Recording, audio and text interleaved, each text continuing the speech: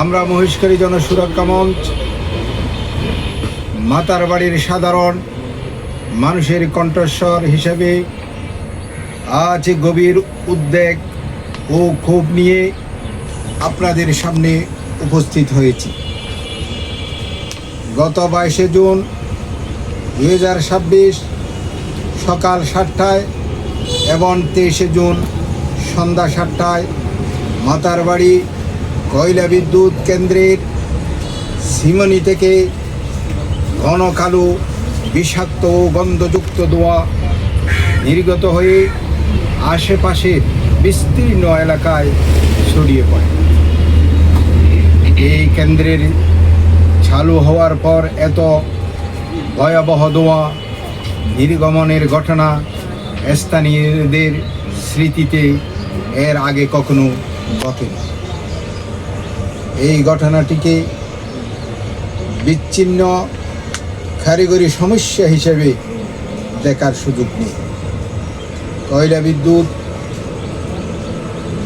উৎপাদন কাঠামোগতভাবে জনস্বাস্থ্য ও পরিবেশের জন্য বিপজ্জনক।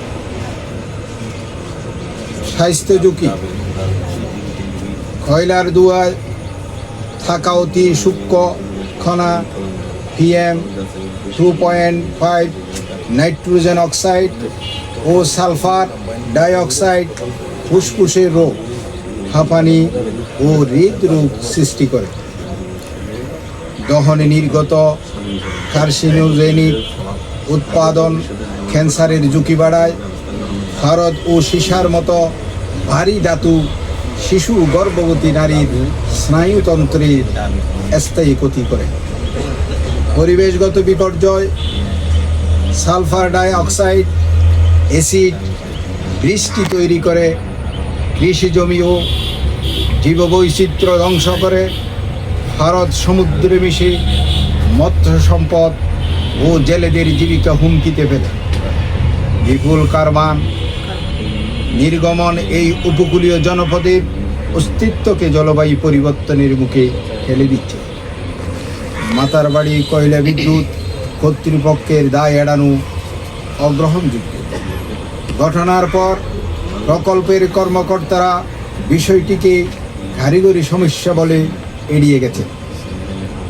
কারিগরি বিভাগের দায়িত্বপ্রাপ্ত কর্মকর্তাকে বারবার চেষ্টা করেও পাওয়া যায়নি।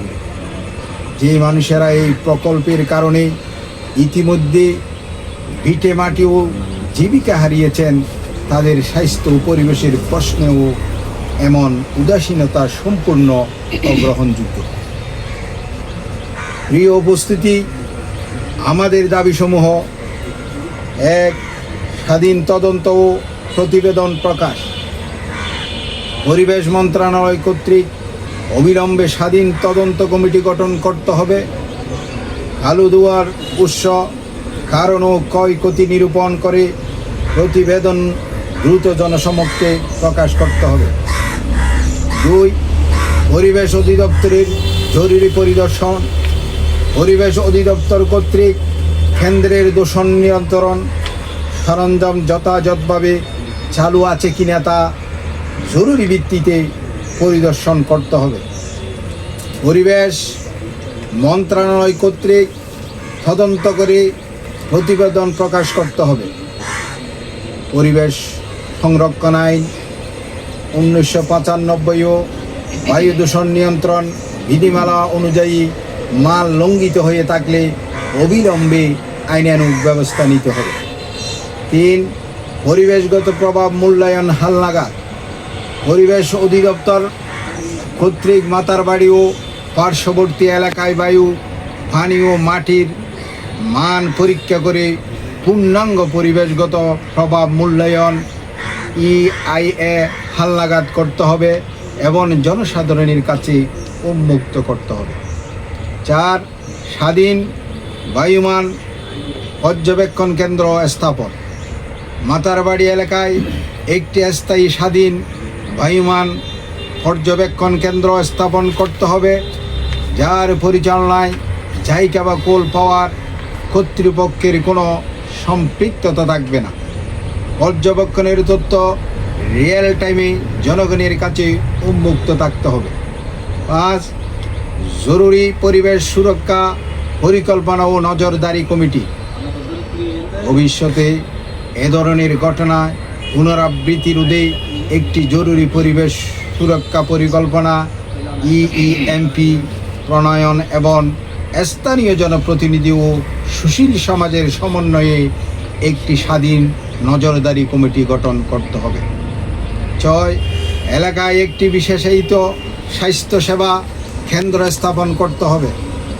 মাতারবাড়ি কোল পাওয়ার কেন্দ্রে দূষণের কারণে যারা অসুস্থ হচ্ছে তাদের যথাযথ চিকিৎসা প্রদান করতে হবে এবং সকল চিকিৎসা ব্যয় কর্তৃপক্ষকে বহন করতে হবে। প্রিয় উপস্থিতি, আমাদের অবস্থান মাতারবাড়ির মানুষ উন্নয়নের নামে বারবার মূল্য দিয়েছে, জমি দিয়েছে, জীবিকা হারিয়েছে, কিন্তু বিষাক্ত বায়ু সহ্য করার কোনো বাধ্যবাধকতা তাদের নেই। জনগণের জীবন ও স্বাস্থ্য জাতীয় গ্রিডের বিদ্যুতের চেয়ে অনেক মূল্যবান। পরিবেশ অধিদপ্তর ও সরকার যদি এখনই সক্রিয় না হয় তাহলে এই দায় তাদেরই বহন করতে হবে। বিগত কিছুদিন আগে যেভাবে কালোদোয়া বিষাক্ত কালোদোয়া বের হয়েছে, এটাতে প্রতীয়মান হয় যে আলট্রা সুপার ক্রিটিক্যাল যেটা তারা ব্যবহার করছে এটা তো কোনো প্রভাব পড়ছে না। মূলত এটা সম্পূর্ণ পরিবেশ বিধ্বংসী একটা কয়লা প্রকল্প। এই কয়লা প্রকল্পের দ্বারা একদম একদিকে যেমন মানুষের কর্মসংস্থান হারিয়েছে, মানুষের পেশা হারিয়েছে এবং মানুষের যে দুর্ভোগ সৃষ্টি হয়েছে, একই সাথে আবার আমরা দেখতেছি 7-8 বছর পরে এসে দেখি এটা চালুর পরবর্তীতে ওখান থেকে চুল্লি দিয়ে যে বিষাক্ত কালোদোয়া বের হচ্ছে, এটার দ্বারা মানুষের যে স্বাস্থ্যগত সমস্যা হচ্ছে, একইভাবে পরিবেশগতভাবে সমস্যা হচ্ছে এবং মানুষের যে ঝুঁকি, সেই ঝুঁকিটাই রয়ে গেছে। আমরা চাই না যে কয়লা প্রকল্পের দ্বারা অতীতে যেভাবে মানুষ ক্ষতিগ্রস্ত হয়েছে, বর্তমান এবং ভবিষ্যতের দ্বারা যে ক্ষতিগ্রস্ত হোক সেটা আমরা কখনো কামনা করি না। আমরা এখনো দাবি জানাই যে কয়লা বিদ্যুৎ প্রকল্প থেকে এ ধরনের বিষাক্ত কালোদোয়া বন্ধ করা হোক। এ ধরনের যদি ভবিষ্যতে বের হতে থাকে তাহলে মানুষের যে পুরো মহেশখালীর এবং আশেপাশে এলাকা পরিবেশগতভাবে সমস্যা হবে বলে আমি মনে করি। 22 ও 23 তারিখ যেভাবে কালোদোয়া এই কয়লা বিদ্যুৎ থেকে বের হচ্ছে, এরকম যদি পরে বা ভবিষ্যতে আরও কালোদোয়া বের হয়, আমরা ঝুঁকিতে থাকব।